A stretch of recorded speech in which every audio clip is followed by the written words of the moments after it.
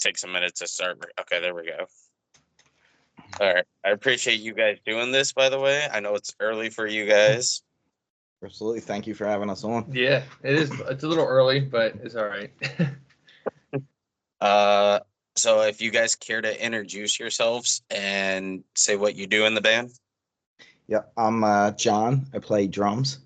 I'm Jonathan. I play guitar. I appreciate you guys doing this. So my first question is, like, I know it's a normal question, but what inspired you guys to pursue music? I know you guys started during 2020, correct? Yeah, I mean, technically 2020, but like it goes way back before that, you know what I mean? But like this this entity under their Nine Dead moniker is 2020. What was that? Like, it was like the summertime. Yeah, Like, it was during COVID. yeah, It pretty was much started out. Yeah, it was like a couple months after like the shutdown, and we were like, we're bored. Like, I just hit him up. I was like, "Yo, what's up?" Or he hit me up. I don't even know who, because we always just stayed in contact anyway from like being in the previous project all those many years before that, and he literally came over to my grandma's house and dusted off his drums. It was, how many years did you go? It's about 8 or 9 years. I just haven't played, and then it's just started back up. And we liked the riffs that we were doing. They sounded cool. They sounded sick. And it was just supposed to be like a little internet thing, not show our face, just throw music out there, and then then we got asked to like do a couple shows, and we're like, oh well, yeah, I mean, I guess so. Let's see how that works out. And then somehow we got on The Gathering, and then we were like, oh, okay, so I guess this is an actual thing now. Yeah, I guess now it's just full blown. Let's go to the moon. Let's go to Saturn. Let's just rock it. But I think like in my town growing up, there was only so much to do. It's a kind of a small town, so it was, you either did sports, you skateboarded, you did BMX, you played an instrument, video games, or drank or do drugs. You know what I mean? Just like any other town. You know what I mean? There's not really too much to do. So I mean, I got into skateboarding when I was younger. I have my group of friends that's just strictly just video games. I'm pretty much all over the place. But I picked up bass probably in probably around 6th grade maybe.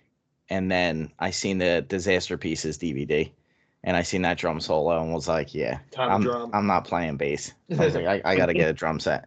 So I probably started maybe around like 7th grade. I think I started playing drums, and then started taking it serious. Probably started taking it serious by probably 12th grade. So kind of late. So many years ago. Yeah, it feels like forever ago. Like how we all.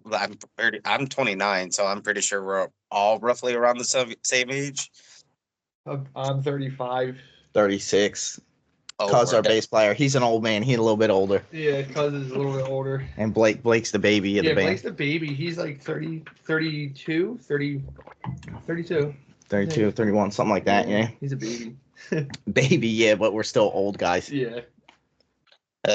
But it's definitely cool seeing you guys definitely like take traction and everything, and gone how far you guys have gone since COVID with like releasing music, and like now you guys are playing at the end of this month. You guys are playing in Chicago for the first time.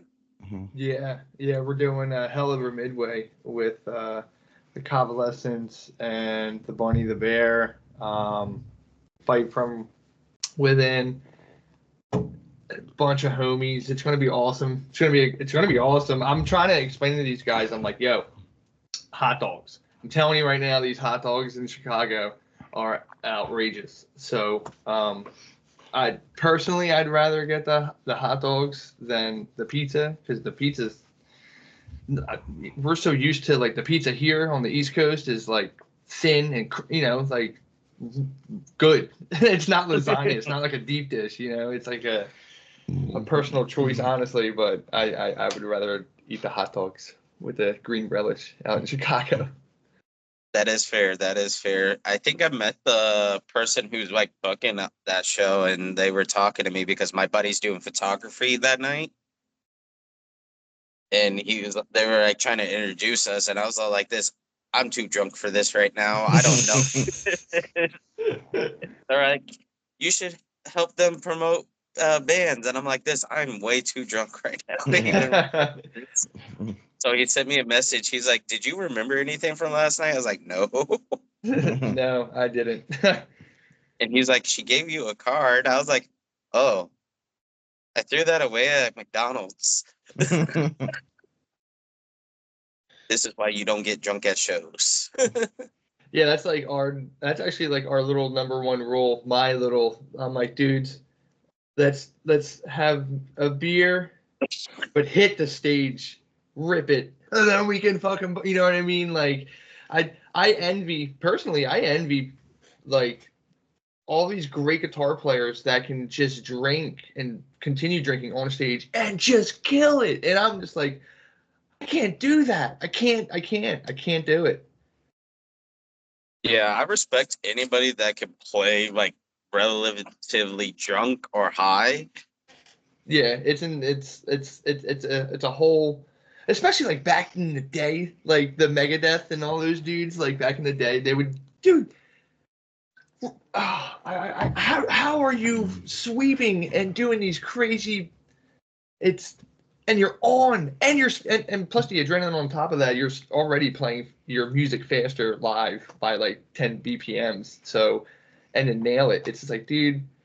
Yeah. and kill a whole bag of dope at the same time.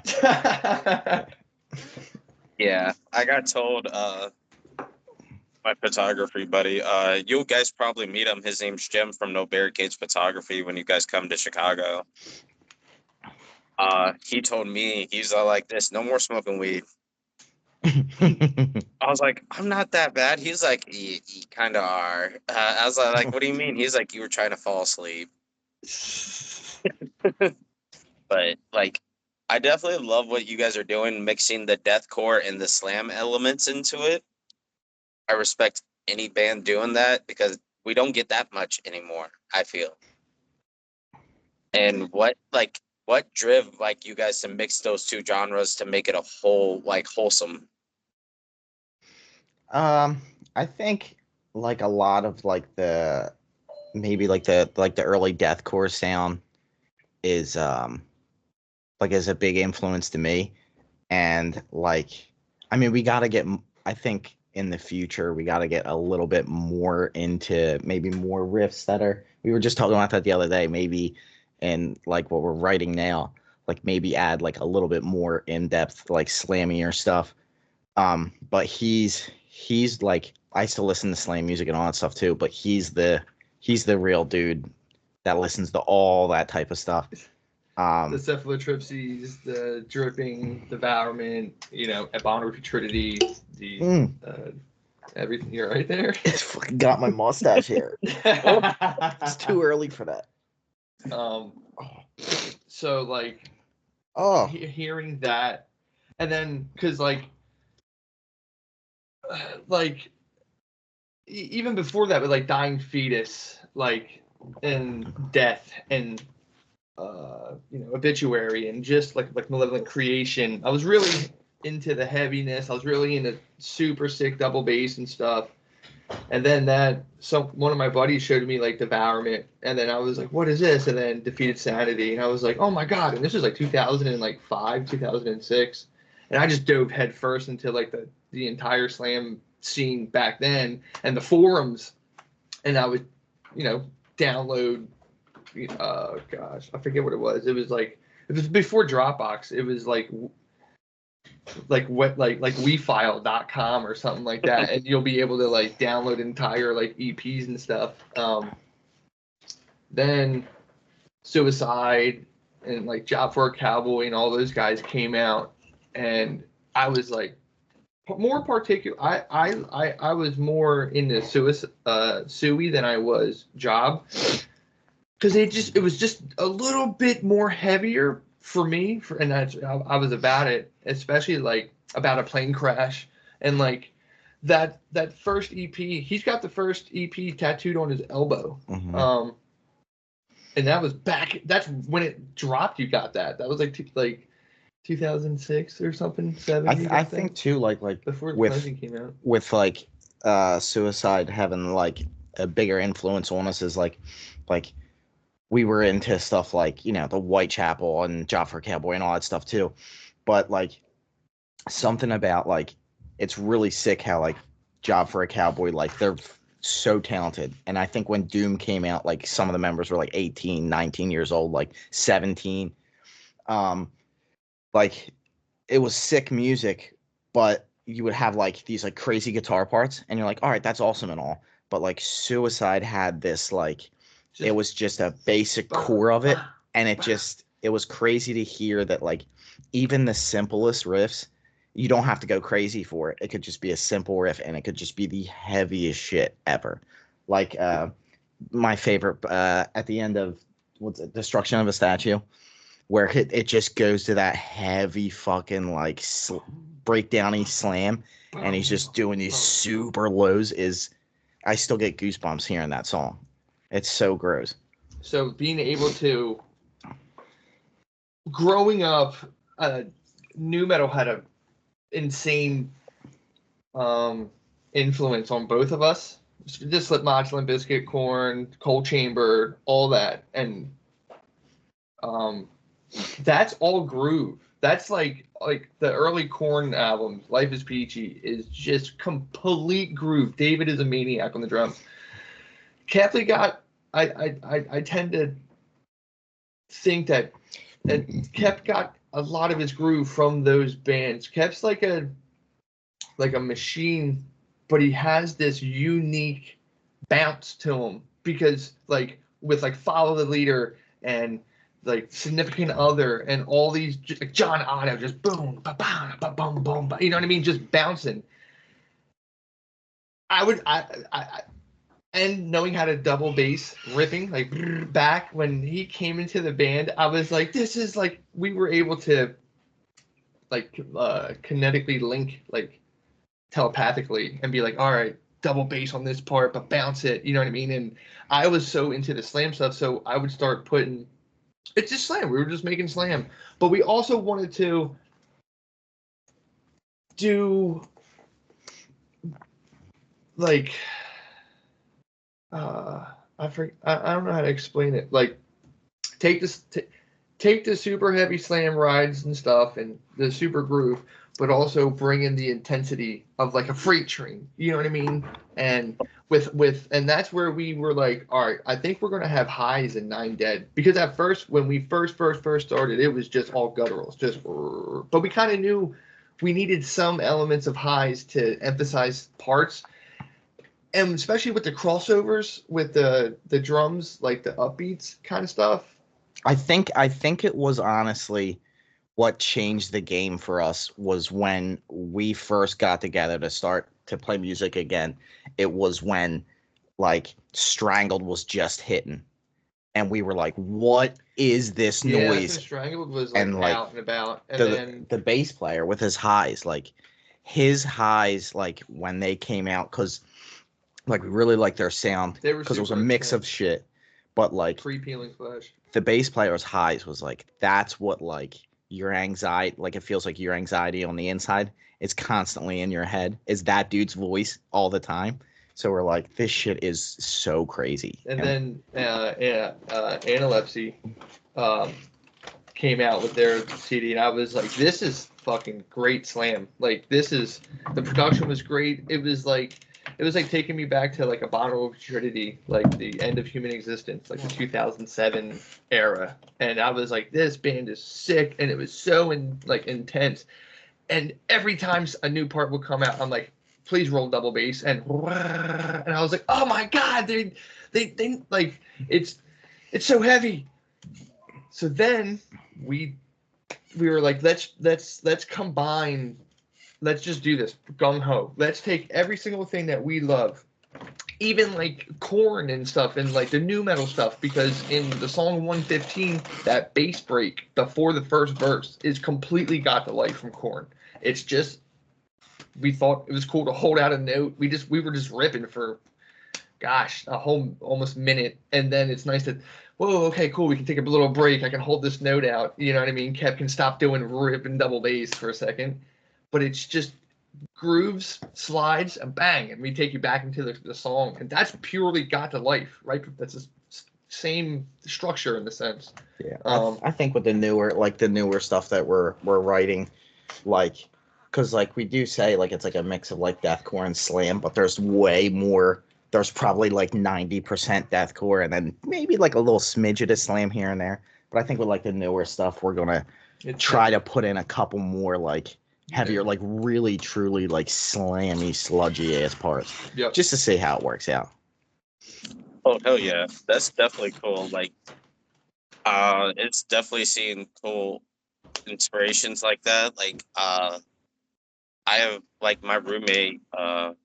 Me and him talk all the time, and he's the bassist in the band I'm in. So I'm the baby technically in that group. And freaking the way we talk is like we like slam, but we also like deathcore. So we're just like legitly listening to everything. And like our guitar, we have two guitarists. That's the scary part. And one likes really heavy ass slam, and the other one's like this. I like the acacia string. Love them. And it's just like this, when you hear it, you could tell he's like very inspired, and like you just want, like when you hear the song, you just want to deck someone in the face. Mm-hmm. So I definitely dig the track you guys did with Dawn. I know that's your most popular track, but I definitely love what you guys did with Dawn. And like that was very, like, when I seen that, I was like, oh shit, Waking the Cadaver working with Nine Dead. I'll be damned. So how did that come to be?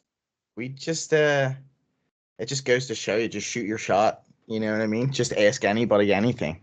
If you know what I mean, like the worst I could say is no. You know, we were just like, well, Don's from Jersey, like, why don't, you know, we grew up listening to his music. Yeah, we should go to their shows and stuff, and like we were friends with them on like MySpace or like Facebook in the early days or whatever, and you would see them at shows, and you know, hey, what's up, Don? Yo, brother, what's up? You know, stuff like that, just passing through. We were like, dude, let's try, let's just hit him up, just because, like, and we did. We sent him the track, and he was like, I can't hear this, because like we this is before like the red box interface, before we kind of like now understand how to use that utensil. We would just record it on the phone, like on the iPhone, piece like, of equipment. Yeah. Put it over here and let's just rip it in the basement and be like, all right, cool, that sounds great, woo. If I play it back, it's just, you know what I mean? You can't hear shit. And basically, he was like, yeah, dude, I'll hear it on the way to the studio. But like, yeah, like I dig your guys' stuff. So I picked him up on the way to the studio to record it for the first time. He's listening to it because we had like the pre-production version or whatever. Finally, yeah, but he could listen to it in the car. And when we were on the way up, he was like, I like this song. Like, and I was like, yeah, it's about aliens. And he was like, I really like this song. Like, because he like he's definitely into aliens. So, you know what I mean? So we were like, all right, cool. Two minds, you know, we were thinking alike. So literally, he was as excited as we were. And when we made it, like during the process of it, it was just like little tidbits of gold. It was like, oh, that part was sick, and it was like, oh, that part was sick. Play it back. Ah, you know what I mean? It was very exciting. Yeah, and it you know, it developed into like a really good friendship. You know, we just, you know, we were blown away that he was even going to be on the song, let alone that like he hangs out with like his wife, and they all like go out to dinner together with him and his girlfriend, and he comes over to my house for like a barbecue. Like, it's crazy. He's literally a genuinely good friend of ours. Mm-hmm. Like, and it's cool that music could do that. You know what I mean? Like, he's always been here. He's always been around. He's always been the nicest guy ever. But like, being able to write music together with somebody is like amazing. But to be able to like continue the friendship that was developed and it's just like, dude, we've been friends for an eternity. It seems like, you know what I mean? Oh yeah. Like I feel like he's like one of the humblest guys I've ever talked to. Like I didn't know how to get a hold of him, and everybody was all like this. Well, you gotta find him a certain way, and I was uh, like you said, you gotta shoot your shot. And I found him on TikTok, and I shot my shot, and I never get on TikTok unless if I'm on like break or something, and like he messaged me back, but then like. And it was like a heart reaction to the message I sent to him, and he was like, "Yeah, I'm down for it." I was like, "Oh, this is really happening." Yeah. Yeah. And like I looked up to him a lot, and like I respect everything he's done for the slam community, and like I tell everybody like he's one of the humblest guys I've ever, like I said, talked to, and he was the most realist I felt, because like most of my interviews with some of the bands I've had, like they didn't go into depth with some of the things, but it's understandable. But with Don, he was just upfront and blunt, and I respect that about him. Yeah, Don's kind of like, he's almost like our invisible manager on the sidelines when we're like, we get a message or something and we're like, we don't know how to react to this. And we're like, Yeah. Don, what would you do? And he's I like, can't this is tell what you how do, many boys. times we've received emails and stuff, and we were like, how do we respond back to this? You know what I mean? Like, like the show offer, or like, you know, you name it, and we would be like, okay, what would you do? And he would be like, brother, easy, dooba dooba dooba dooba, and we were like, oh, I wish we thought of that. Mm-hmm. You know what I mean? Like, and then we're able to then decide, like, okay, cool. Now, how do we respond back to this one? And then as that goes on, it kind of gives you more confidence too, having someone like that in the back, and like being able to be like, look over your shoulder and be like, hey, Don, blah, blah, blah, blah, blah. And he's like, you got this, brother. And it's like, yeah, we do. We got this. You know what I mean? Yeah, and it's like going back to like, you know, just going for it and shooting your shot. Like the, as of like us recording this right now, like in 9 days, you'll see we shot a shot and we hit pretty hard on 9 days. What's going to be released soon. So Yeah. absolutely insanity. Hell yeah. I know you guys came out with a new single called Trust, correct? Mm-hmm. Yep. And do you guys care to explain like how that like what was the message behind the like song, and like how that come to be, who wrote everything, and like you guys were like, all right, do you guys write separately or together? So for Trust, we like our bass player, he plays in like a cover band that does weddings and all that type of stuff and plays bars. And I never really like got into like the whole cover band thing, but we were on our way to Ohio, I believe, like just listening to like all old bangers that like we used to listen to like way back in the day. Yeah, we literally just would put on like Cold Chamber's first album, then we put on like Korn's second album, Yeah, like Primus, like a bunch of stuff. Then we put on Limp Bizkit. Well, we actually put on Family Values, '98, the live CD, and the beginning of Limp Bizkit's set, they play Trust, and that's and we were just driving. We were like, this song, like the whole like first minute of it, it's just pretty much just an instrumental. But it's just their intro to that set that night, and the whole time we were driving in a van, like this is their heaviest song. Everyone thinks like Limp Bizkit, like Break Stuff is their heaviest song, or like it's no. Like it's Trust. It's so heavy. It's so boppy. It makes you just bounce. And I think that just clicked in our head right there. As soon as we like after we were done listening to that song, we were like, I think what this is, we have to do this cover. Like I think we like literally have to do it. And then we were thinking like, how to properly do it, and do, like, should we just start it out and just rip and double bass? Blah, blah, blah, blah, blah. It's like, let's just play the song. Yeah. Like, let's just literally play the song. Like, but the way we play, but like, no, not note for note, because we did change things at the end. We changed things in the middle of it. compared to how Limp Bizkit did it on their CD. Yeah, we got to put our little sprinkle in there too. You know, we did throw ribbon double bass into it. We did throw the nice breakdown at the end of it.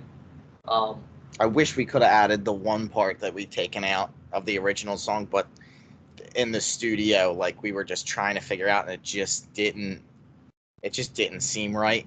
So like we had to take that section out. But even with that taken out, like I think it still came out really good. Yeah, and once we released it, it was like 3 weeks ago now. I'm sitting there and I'm just sitting there watching TV with my wife, and my phone's just going bum bum bum bum bum, and I'm like, I guess someone shared something, so I pick my phone up and I look, and it's my buddies, and also random individuals. I'm like, what's all these message requests? And it's like, yo, you're on Sirius XM. You're on Sirius XM. So crazy. It got picked up by Sirius XM's Liquid Metal, and it's on rotation on Sirius XM now. And we're like, that's awesome. That's great. Like, sick. And then like posting shit, and then all of a sudden, like my one buddy, like for a Halloween party, went dressed up as Fred Durst. So he sent Fred the message because they were already in contact. So Fred liked it, and then Wes Borland seen it and he liked it. Oh, Sam Rivers reached out, their bass player, and he was like, "This is great. Like, this is fucking sick. Thank you guys so much. Like, that's crazy. Keep rocking on."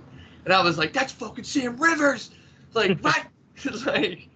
Yeah, it was like last week. I remember like waiting for my dad to pick me up on the weekends and seeing like Limp Bizkit at the Playboy Mansion, and I'm like, these guys are freaking rock stars.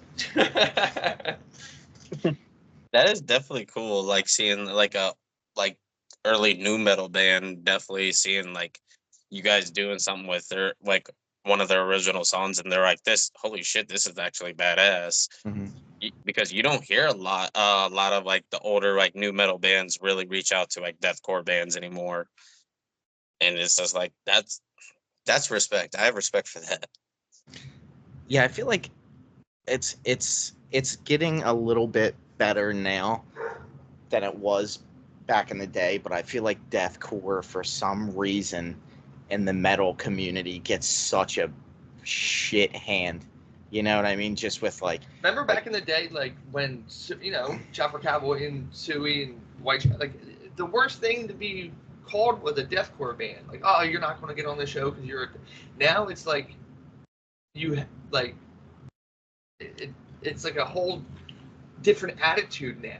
It's better, but there still is like aspects to where like avenues you'll run into, and people are like, don't like this, don't like that, not gonna get on this show, like this isn't gonna happen, that's not gonna happen, don't like the highs. Like it's like there's still a stigma to it, but I think it's definitely gotten better, and hopefully it'll get even more better. I mean, look at like a hardcore band like Jesus Christ, it's fucking, I listen to them all the time, and it's fucking Bon Jovi. No, not not John Bovey. Fucking Knocked Loose. Like they played fucking Coachella. That's insane. I just saw them because they just like recently because they opened for Slipknot, Mm-hmm. like in front of 20,000 people, like in Philly, well Camden, but right down the street, and they fucking killed it. I know they're not deathcore, but like still, like maybe the times are changing. Like how like it always loops back around. It goes from like metal to like rap to country, and then maybe now it's finally looping back around to where metal music is actually gonna start gaining some traction again. Oh yeah, I definitely agree with that. Like it's crazy to think Knocked Loose when they first started. Like I tell a lot of people, I live in Iowa. I live in the middle, like between Iowa and Illinois. I tell a lot of people like it's crazy to see like Knocked Loose as big as they are now, because they played in a venue where I'm from. Like, mind you, this venue's like whole capacity is like 100 people. Right. And they sold out, and like my buddy's like, I think I oversold it. I was like, what do you mean? He's like, the capacity is 100. I sold 300 tickets. I was like, bro, what? He's like, yeah, I don't know if it's gonna go good or bad. I was like, it, I don't know if that's a fire hazard. And he's like, and like, it's crazy to think they sold out like a small little venue. Now you can't even see, they're playing stadiums. Yeah. Like you can't even think of like, oh, I'm going to see Knock Loose at a bar now. I don't think that's gonna happen anymore. Mhm. No. Yeah. Even there's down here, like where like Baltimore is, like Maryland and that turnstile. Like saw them in a hole in a wall, like a closet. And then now they're literally global superstars on like Taco Bell commercials and stuff. And it's like, dude, I saw them in a closet. You know what I mean? Like, I was digging through like some of my early like I like taking pictures at shows because you always want to have those memories of like stuff like when you have kids and stuff. You're like this, oh shit, I went to this. You should look this up. And like I was going through my pictures and I have a video of Brian from Knock Loose when they were still playing at Warp Tour. And I'm just like, those were the days.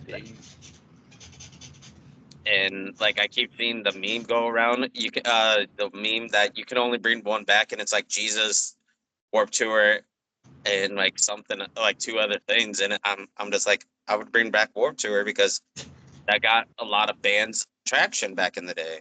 Mm-hmm. We were super bummed because we actually got on we got Bamboozle really big around here, and we got on it to play that like what was it, like 2 years ago? Yeah, it was. Did we have Limp Bizkit night or Papa Roach night? What are you talking about? There was 2 nights. Oh, I don't remember the nights, but like we got on Bamboozle Fest, and that was a big deal. Yeah. Like I remember like going to that with my buddies and like meeting my older brother there and drinking out of kegs and stuff. So that would have been like a huge opportunity for us, but then it just went under. I don't know what happened with the show. They didn't get permission on things. Yeah, the promoter apparently didn't. What is it? I don't think he got like the safety like it. Yeah, it was like important. It was like insurance or something. Like, dude, why didn't you get insurance? Now you're gonna make everyone and people like flew in or were gonna fly in. Like, imagine flying in and like land and you have to go back home. Like, you have to go so far to wherever you just flew from because people were pissed and then people were trying to get refunds and like the dude was like shady about that. But to this day, I don't know the end result. I just know that. Yeah, that would have been a huge opportunity. Who knows? In another universe, we could have played that, and I wouldn't be sitting in my basement right now. But I mean, you guys are picking up a lot of traction. Like I think my friend Chris made a status, and I think one of you guys reacted to it. It was like you guys, Lucidio Row, Psycho Frame, and Girl of Glass. Like you guys all go on tour together. And like he was all like this. That's the stuff I need. I need that new upcoming deathcore bands all to tour together, and that shit would sell out. 100%. That's literally it.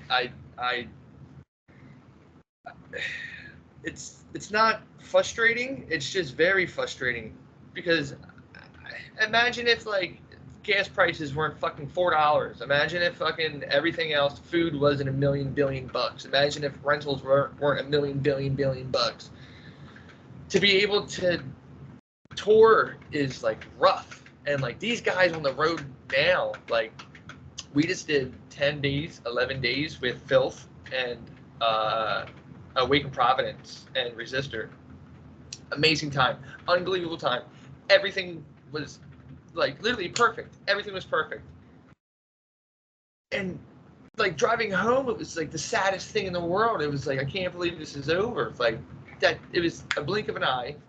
And that type of lineup, it was so refreshing to see so many kids. It's at all the shows, there were so many kids like getting down and having fun and coming up and talking to every single band and coming up and like asking like when the next tour's gonna be, and it like you got to tell them the truth. Like I don't know, dude. You know what I mean? For right now, it's everything for every promoter, for every agency, for everything involved, for every band.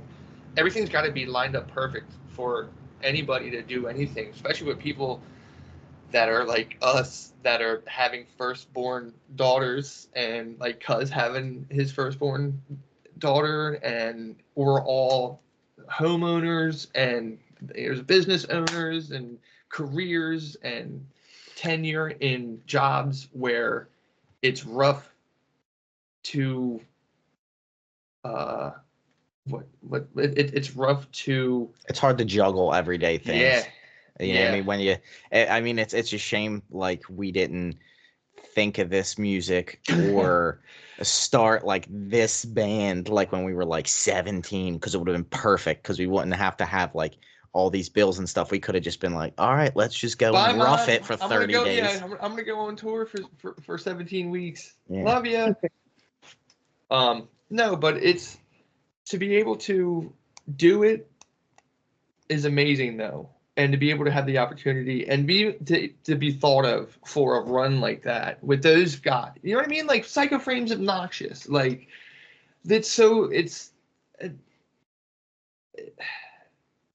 also what's frustrating also is not even frustrating. It's just like, man, I really wish that other promoters and other agencies, and for all we know, they do see it. You know what I mean? You know, it's they see these up and coming bands, and to put them on the road, it's just hard, even for them. You know what I mean? They're probably back here like, God, if I can get these guys, you know, for a 15-day run, we can do this. It's successful. They know it's going to be successful, but they can't do it because they're tied up. You know what I mean? It literally just falls down the whole time.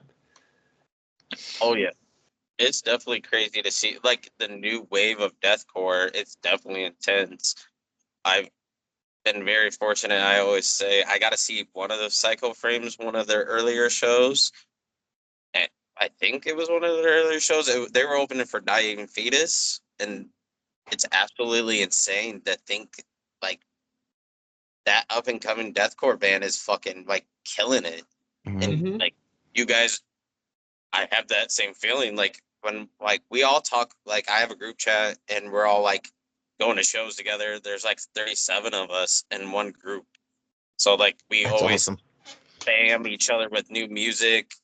And my buddy Hoff was sent like you guys to us, and I was like, "Oh, I know those guys." And he's all like, "This, no shit." And I was all like, "This is I was like, the new wave of deathcore like is definitely taking traction, and I'm loving everything that's coming because I didn't grow up with the MySpace deathcore, so like everybody like talks about like, oh man, I seen Carnifex back in when they were playing their like stuff back in 2006, and I'm just like, back in 2006, I was 11 years old. My mom was not gonna let me go to a deathcore show. That's how we met. The first time we ever met was at an Acacia Strain show. It was an Acacia Strain, Job for a Cowboy. See You Next Tuesday. No, it was not Acacia Strain. It was Job for a Cowboy, Puss, and See You Next Tuesday.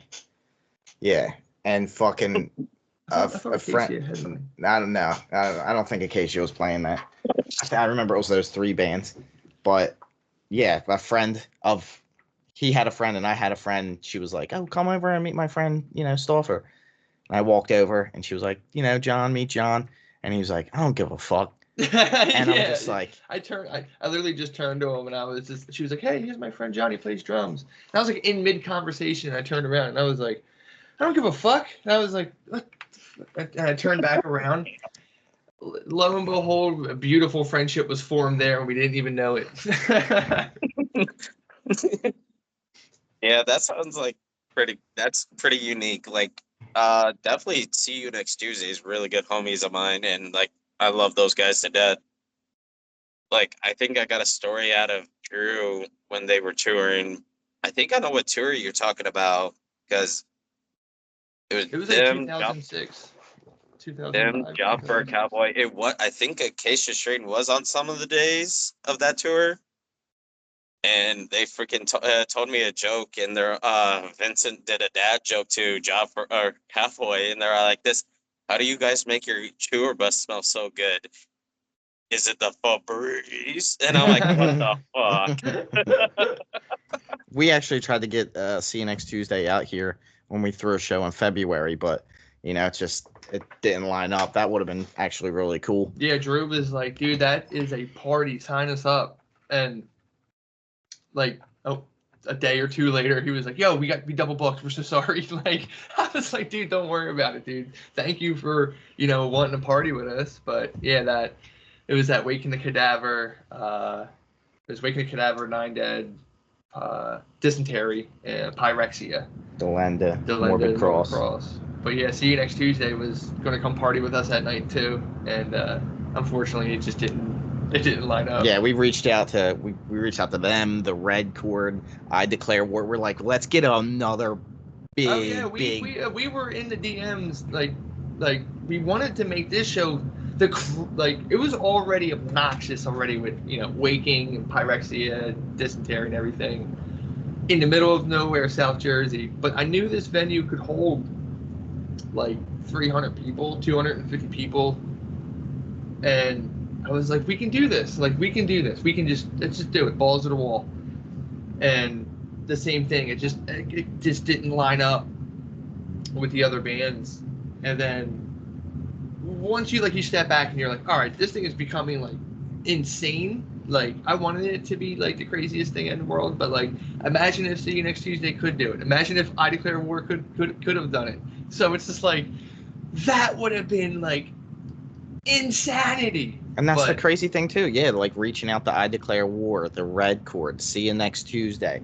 I can't remember the other bands. And those guys wanting to they actually messaged us back, which I was like, holy crap, they actually are talking to us. Like, that alone was nuts. And then you develop relationships with those guys, like with Drew, like sending memes back and forth and stuff. Like it's cool to know that it's the same thing. They're just people.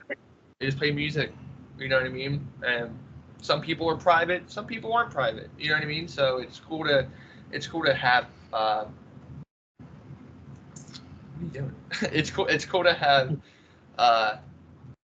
those guys on board, even with the smaller dogs. You know what I mean? Yeah, it's definitely cool because it's like See You Next Tuesday. Like, they're very humble and very sweet dudes. Like, they had Kyle Medina from Body Snatcher on a song, and it's just absolutely insane to think like, wow, a band back in the MySpace days wants to have a feature from a very up and coming beatdown band, and yeah. it's going full circle now with like the earlier bands back in the day are like this shit. I want that guy on this song. Yeah, like Kyle.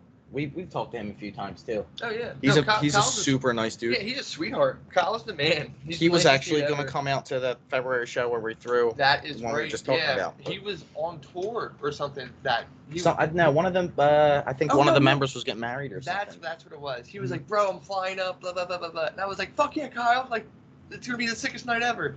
And he was like, "Oh, so and so's getting married. I can't come." And I was like, "Oh, dude." I'm like, there might be another one. I'm like, you never know. You never know.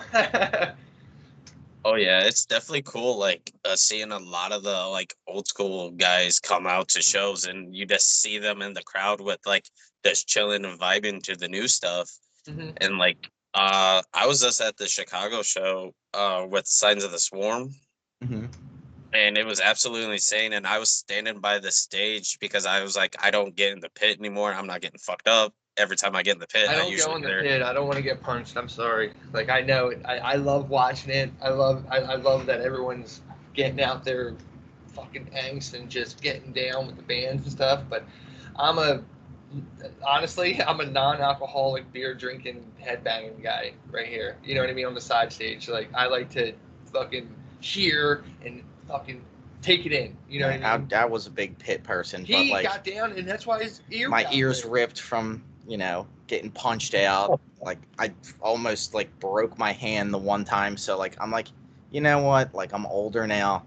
I gotta work, and I actually have to play my set the next for the next band up. So I can't, I can't get fucking smash my hands all up and shit like that when I gotta go up there. So now I kind of just stick back off to the side. But boy, I wish I could go in there. Yeah, it's crazy nowadays. Pits are insane. Like, I like 2 years ago, I lost a tooth to Lorna.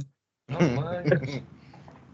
It was fucking rowdy because it was the first time they did the Pains Remains tours. It was the first chapter, and I was just like, screw it, I'll just get in the pit for a little bit. It can't get that bad. And all I felt is some dude who was like 6'6", and I'm only like 5'2", turn around, pop me in the mouth, and all I hear is crunch. Like, uh-oh, uh-oh. Then like I opened my mouth because I was gonna spit whatever like I heard, and I swallowed my tooth. And I'm just like, fuck, no, I'm done. I was like, I guess I didn't learn my lesson the first time. Then I've broken my nose in the pit before. It was when like I said, where I'm from, we get some heavy bands back in the day. Like we had Die Artist Murder playing a venue that only holded 200 people, and I was like, cool. So almost long and gone. And I was like, cool, I'll just stand here and enjoy the show. And freaking literally a dude turned around, punched me right in the nose. And I was like, okay, this is cool. And he was wearing a leather jacket. So I wiped my nose and I was like, oh, there's blood. And I wiped it on his jacket. I was like, here you go. You can have a souvenir. Yeah. And like my friends, like that night, they're in a barbecue death metal band called Pit Lord. And I was just like this, I think I broke my nose. And they're like, let me see. And I was like, I don't want to move my hand. They're like, stop being a girl and let me see. And I moved my hand. He was like, oh, yep, it's broken. Mm-hmm. So he gave me a shot of whiskey and popped it back in. Oh. We've had kids unfortunately get hurt. Not get hurt. I mean, they got hurt, but you know what I mean. They come up after the set and they're like, "Dude, your set was awesome." And I'm like looking at them and I'm like, "You're all right, dude." Like covered in blood or whatever. Eye swollen, noses leaking blood all over the place. The one was hanging out of the window. We played this top part of this bar. It was so packed. This dude's over to the right, like. If you're watching the show, you're looking left, but I'm looking at him. He's to my right.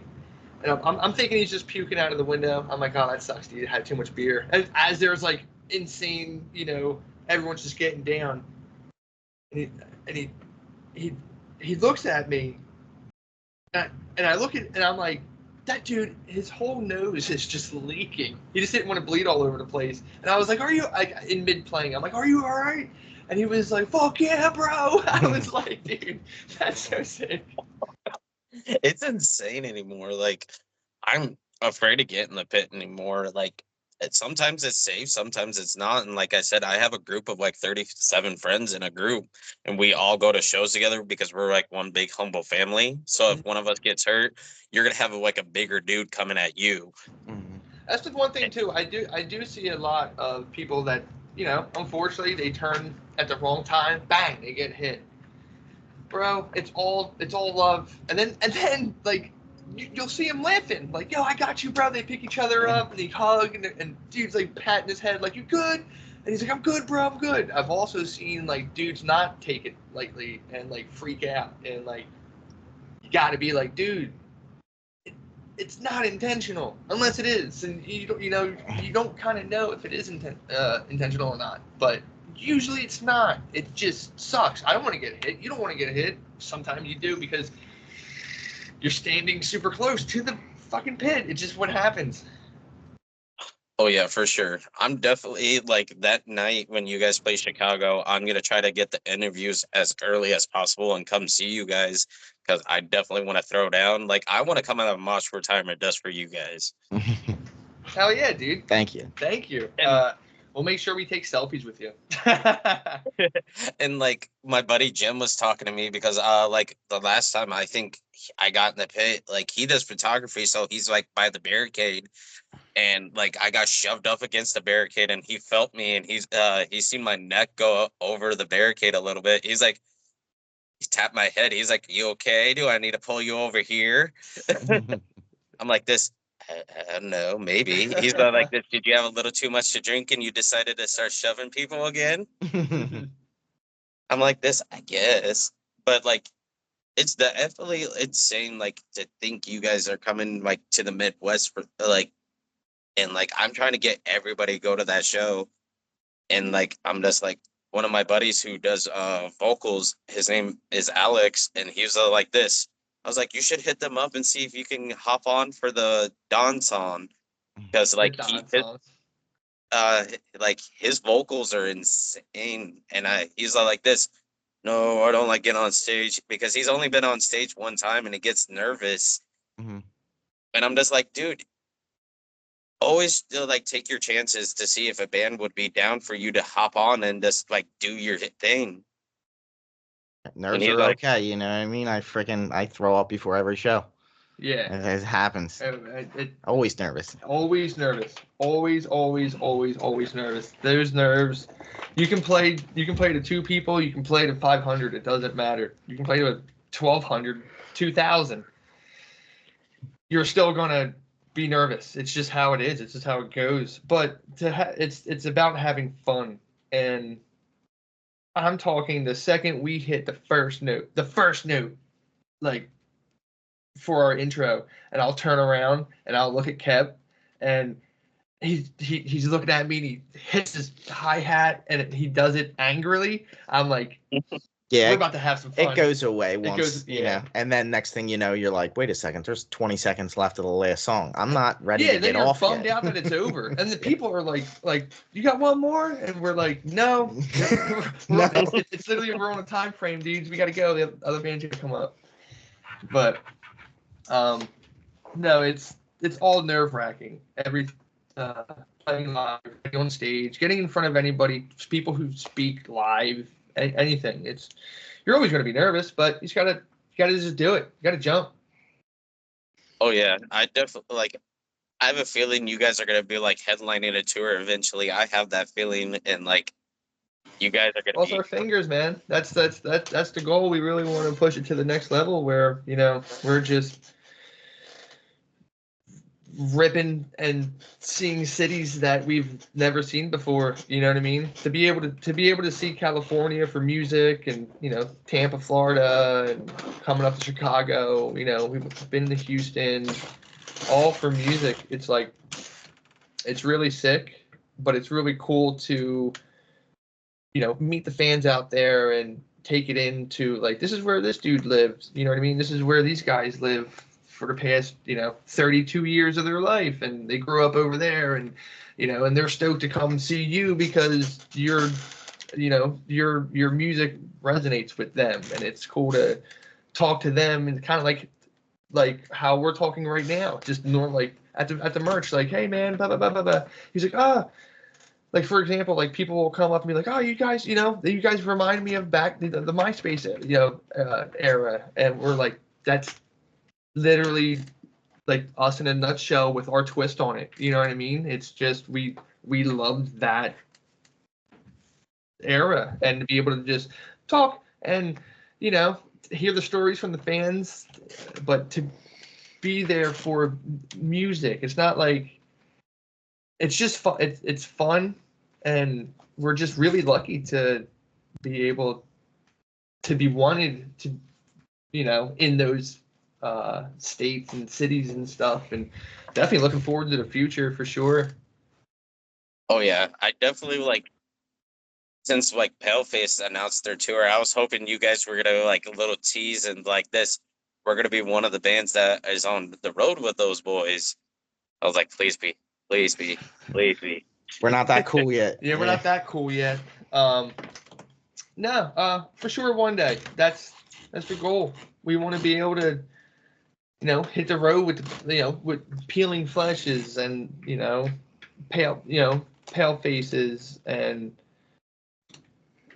oh yeah, like you name it, and it doesn't even have, like I see these dream tours pop up, and, you know, Nine Dead gets tagged in it, and like what your buddy said, like, this tour would be so sick. Like, it'd be awesome. Yeah, me and him always talk about, like, if we were like won the lottery, we would fund dance tours all the time. Like, here's like $50,000, go on tour.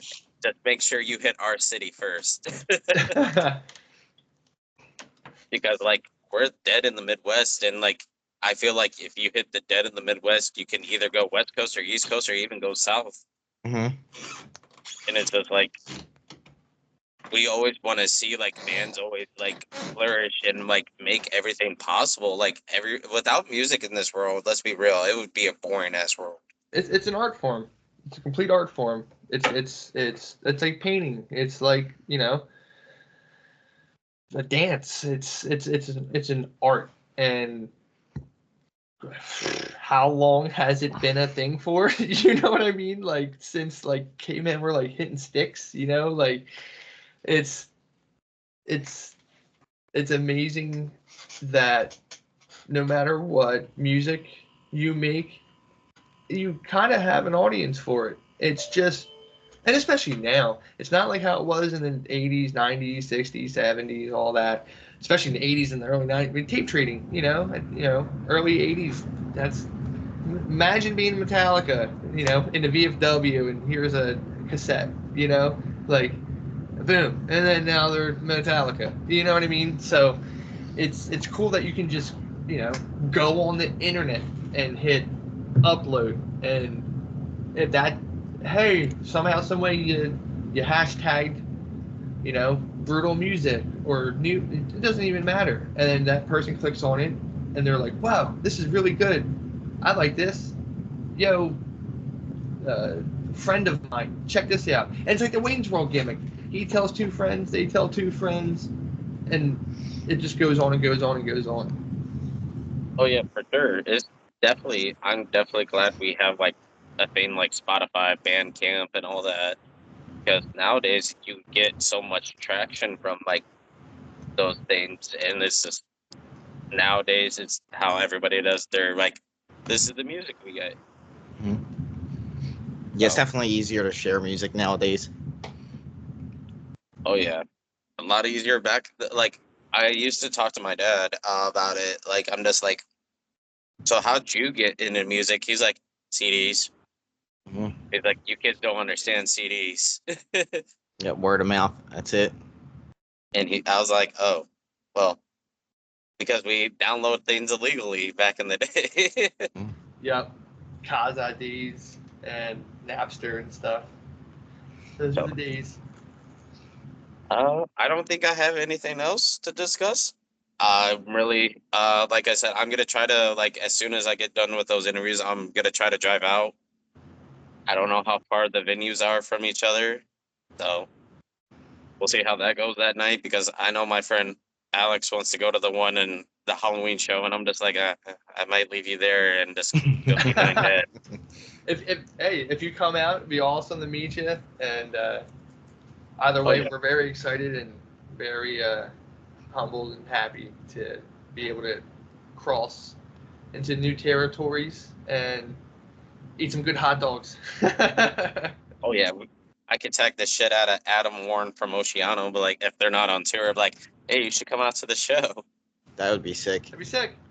Because I'm pretty sure he still lives in Chicago, and like, it's crazy to think what musicians still live around and like where they grew up.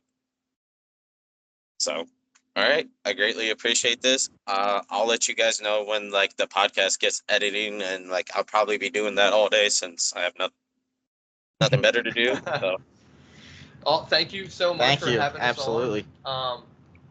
Definitely just want to reiterate that we have new music that'll be dropping very, very, very soon. More announcements, more show announcements, more tour announcements. Follow us, on Instagram. You guys make this possible by sharing. So you guys literally make it possible by supporting us. Yeah. Check out our Facebook, Instagram, Spotify, especially. Yeah, check out the Spotify. Make sure you shoot us a follow.